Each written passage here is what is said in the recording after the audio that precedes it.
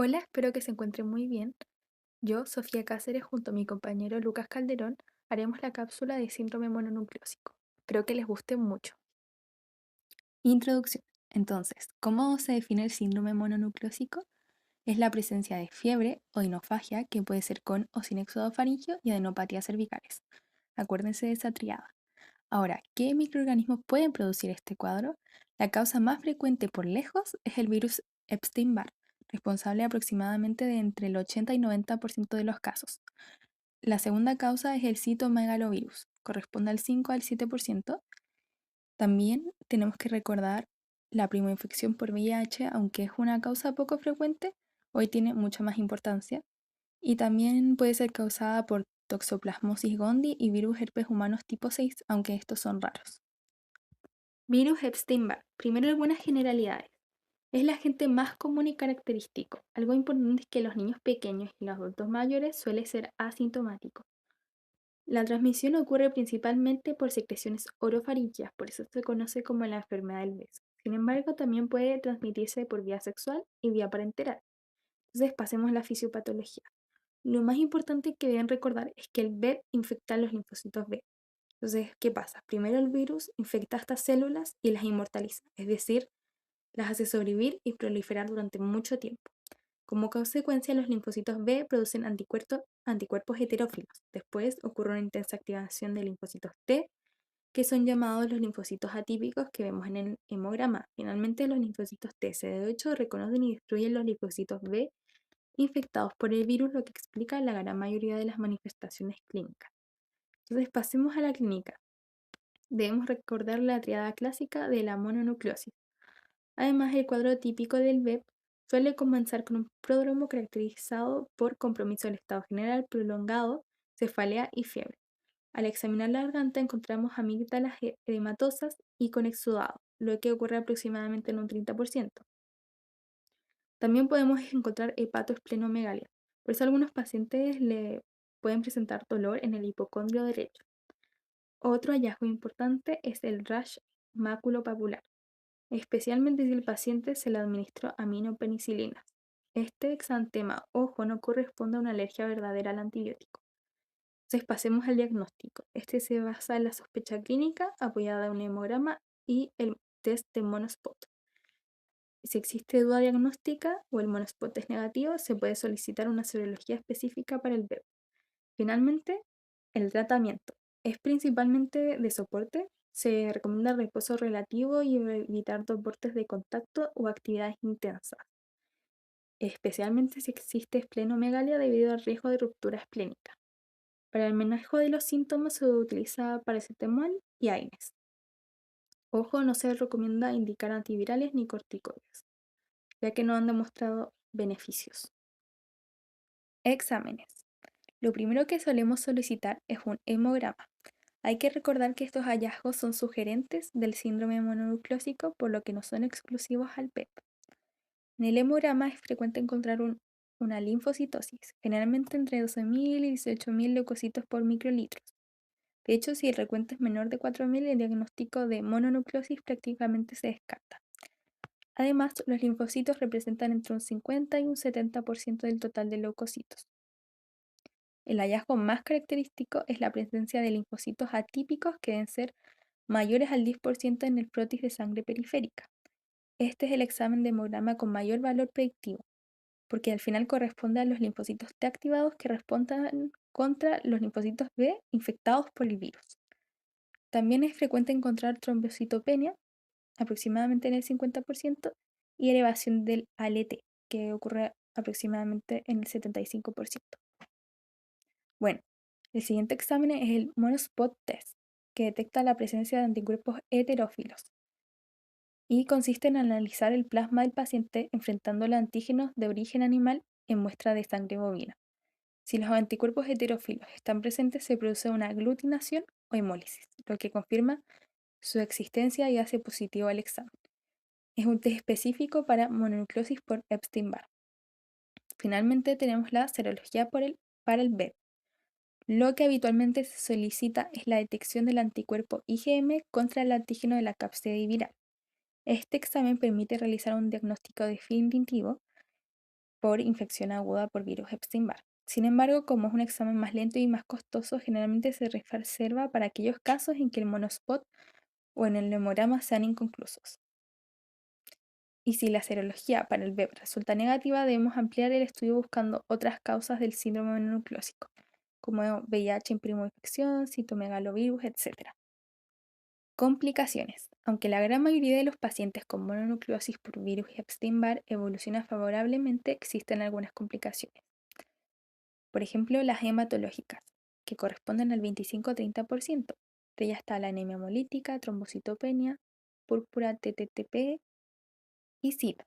También están las neurológicas, que son bastante menos frecuentes, ocurren entre alrededor del 1 al 5%. Dentro de ellas encontramos el síndrome de Guillain-Barré, meningoencefalitis, la parálisis facial, etc. Una de las complicaciones que más debemos prevenir es la ruptura esplénica. Por eso está contraindicado un mes de deporte de contacto. Afortunadamente es infrecuente, pero puede poner en riesgo la vida del paciente debido al sangrado abdominal. Otra complicación importante es la obstrucción de la vía aérea que ocurre aproximadamente en un 1% de los casos. Esta se produce por una hiperplasia del tejido linfoide y un edema intenso de las amígdalas, que puede llegar a obstruir parcialmente la vía respiratoria. Cuando ocurre esta complicación se indica corticoides. Por último, el virus Epstein-Barr también tiene algunas asociaciones de riesgo a largo plazo, como el linfoma de Burkitt, el linfoma de Hodgkin, cuyo riesgo aumenta aproximadamente 4 veces. También el carcinoma nasofaríngeo y la esclerosis múltiple, aumentando 2 veces el riesgo de desarrollarla. Estas asociaciones se explican por la capacidad del virus para infectar y persistir en los linfocitos B, favoreciendo su proliferación o hiperplasia, lo que contribuye al desarrollo de estas enfermedades en personas susceptibles. Bueno, ahora hablemos del citomegalovirus. El citomegalovirus corresponde entre el 5 y 7% de todas las causas de síndrome mononucleósico. Sin embargo, es el segundo agente más frecuente para encontrar detrás del síndrome. ¿Ya? Ahora, concepto importante, es una causa importante de fiebre de origen desconocido, tiene una distribución universal, entre el 50 y el 90% del mundo tiene citomegalovirus y no hay como rincón en el planeta donde no se pueda encontrar. Y esto también se manifiesta en Chile, donde hay una prevalencia del 90%, o sea, casi toda la población en Chile tiene citomegalovirus. Suele presentarse a mayor edad que el virus Epstein-Barr, en mayores de 30 años, y la transmisión es por contacto directo con fluidos como saliva, semen, secreciones vaginales y a través del parto, leche materna y transfusiones de sangre vía parenteral. ¿Ok? Y le dan condiciones alrededor de 20 a 60 días. Ahora, la clínica que genera va a ser según el tipo de huésped. Por ejemplo, un huésped inmunocompetente en el 90% de los casos no va a generar ningún síntoma, completamente sintomático. Sin embargo, alrededor de un 10% de los inmunocompetentes pueden desarrollar sintomatología, como por ejemplo sintomatología tipo síndrome mononucleósico. ¿Ya? O sea, y por lo general tiene un predominio viral, o sea, un predominio, perdón, febril. Se caracteriza por ser un síndrome mononucleósico con fiebre más prolongada y por eso también es una causa importante de fiebre de origen desconocido. Puede manifestar también cefaleas, mialgia y elevación de transaminasa. Y a diferencia de Epstein-Barr, adenopatía, faringitis, plenomegalia y el SEC son menos frecuentes. Ahora, en inmunocomprometidos puede aumentar la gravedad. También podría llegar a ser asintomático, pero aumenta mucho más la probabilidad de que se generen enfermedades mucho más graves por citomegalovirus, o sea, retinitis por citomegalovirus, colitis por citomegalovirus, neumonía intersticial por citomegalovirus, hepatitis, etc. Muy bien, entonces con respecto al examen y tratamiento, el laboratorio general te va a mostrar un hemograma con linfocitosis y linfocitos atípicos y puede generarte una elevación de las transaminasas y la fosfatasa alcalina. Lo importante aquí es que el monospot va a estar negativo, no produce anticuerpos heterófilos la infección por citomegalovirus. Y la estrategia diagnóstica depende del paciente que tengamos enfrente, si es que es inmunocompetente o incompetente. Los inmunocompetentes preferimos la serología y en inmunocomprometidos el PCR, ya que el paciente inmunocomprometido produce menor cantidad de anticuerpos y eso es lo que busca la serología. Y en inmunocompetentes tendremos un resultado positivo de IgM en los casos de que sea una primera infección por citomegalovirus o un aumento de 4 veces los títulos de IgG en los pacientes donde ya han tenido donde tenía un citomegalovirus latente que se reactivó. Hay otros exámenes como el Shell-Vial y la antigenemia. El Shell-Vial es básicamente un cultivo súper rápido que tiene como su lugar todavía en el diagnóstico de recién nacidos con sospecha de citomegalovirus congénito. Y la antigenemia es básicamente un examen de sangre donde se aíslan los glóbulos blancos y se cuenta como se les busca la proteína PP65, que es básicamente un marcador específico de citomegalovirus en la replicación activa, ¿ya? Estos dos exámenes tienen como sus situaciones muy específicas y se prefiere la PCR en todos esos casos. Ahora, por otro lado, el tratamiento de inmunocompetentes es solo sintomático y en inmunocomprometidos que están graves, se tiene que asociar antivirales y en algunos casos asociar inmunoglobulinas hiperinmunes, que básicamente es como un medicamento que tiene una alta concentración, súper alta de anticuerpos específicos IgG, en este caso específicamente contra citomegalovirus. Ok, otro de los agentes que te pueden generar una clínica de síndrome mononucleósico es la primera infección por VIH. La primera infección es la fase aguda que ocurre tras el contacto por un virus. En el caso del VIH, es la fase sintomática dentro de la fase aguda que ocurre después de 10 días aproximadamente del contagio por VIH. Y básicamente te muestra una clínica viral específica que dura como de 1 a 2 semanas. En todos estos pacientes, solo el 16% van a generar la triada clásica que conocemos de síndrome mononucleósico. Pero es importante que no se nos pasen a estos pacientes y saber diferenciarlos. ¿Y cómo hacerlo? Básicamente fijándonos en manifestaciones específicas de VIH, como por ejemplo candidiasis oral, o preguntar los factores de riesgo y antecedentes que nos orienten. ¿Vale? El diagnóstico se hace con nuestro ELISA de cuarta generación, recordar siempre repetirlo y confirmar con un Western blot. Vale, entonces esta diapositiva es básicamente para recordar que no frente a toda clínica que se parecida a un síndrome mononucleósico, vamos a pensar solamente en síndrome mononucleósico. ¿Qué pasa si tenemos un paciente que llega solo con fiebre y con hinofagia o solo con hinofagia? ¿Vamos a pensar al tiro virus Epstein-Barr, hagamos monospot? No. Tenemos que recordar que también existen las faringitis agudas que no son un síndrome mononucleósico y estas pueden ser causadas por agentes virales, bacterianos o parasitarios. ¿Qué pasa si tenemos un paciente enfrente que es un niño con fiebre, con exudado amigdalino purulento? No vamos al tiro a hacer un monospot test, sino que vamos a pensar, por ejemplo, en una faringitis aguda bacteriana por Streptococcus pyogenes y vamos a hacer un test rápido primero para descartarlo.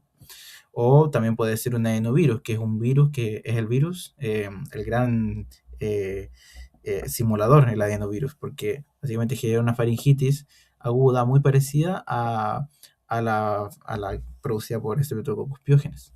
Entonces, básicamente es eso, como tener pensar nuestro gran diagnóstico diferencial, que es la faringitis aguda. Bueno, supongamos que tenemos al frente a un paciente con nuestra triada clásica de síndrome mononucleósico. ¿Cómo vamos a empezar a estudiarlo? Va a depender del tipo de paciente que sea.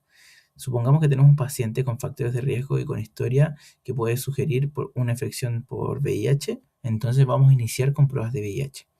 Si por el otro lado tenemos un paciente embarazada con síntomas leves, vamos a iniciar un test con test de citomegalovirus, toxoplasmosis y VIH. Esto básicamente porque tiene una capacidad teratogénica mucho mayor que virus por Epstein-Barr, por lo cual es lo primero que vamos a querer descartar. Ahora, si es que no tenemos ninguno de estos factores de riesgo, vamos a iniciar nuestro estudio con un hemograma y un monospot.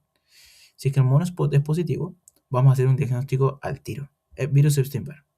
Si es que es negativo, vamos a ver el hemograma y vamos a ver si es que tenemos linfocitosis menor o mayor a 4000. Si es menor a 4000, es muy poco probable que sea un síndrome mononucleósico, por lo cual consideraremos otros diagnósticos. Y si es que tenemos sobre 4000, entonces seguimos empujando por virus Epstein-Barr y hacemos serología de la cápside viral de esta gente. Si tenemos un IgM positivo, hacemos diagnóstico. Y si es que no tenemos IgM positivo, entonces vamos a pensar en otras etiologías aparte de Epstein-Barr, como citomegalovirus, herpes 6 o VIH. En el caso de que este nuevo testeo de estos virus sea negativo, entonces vamos a pensar en otras infecciones virales o bacterianas, como por ejemplo las que mencionamos en la diapositiva anterior. Hagamos un caso clínico para terminar. Tenemos un paciente de 32 años sin antecedentes relevantes que consulta por un cuadro de 3 semanas de fiebre prolongada, malestar general, cefalea y mialgias. Refiero a hemorragia leve del inicio del cuadro.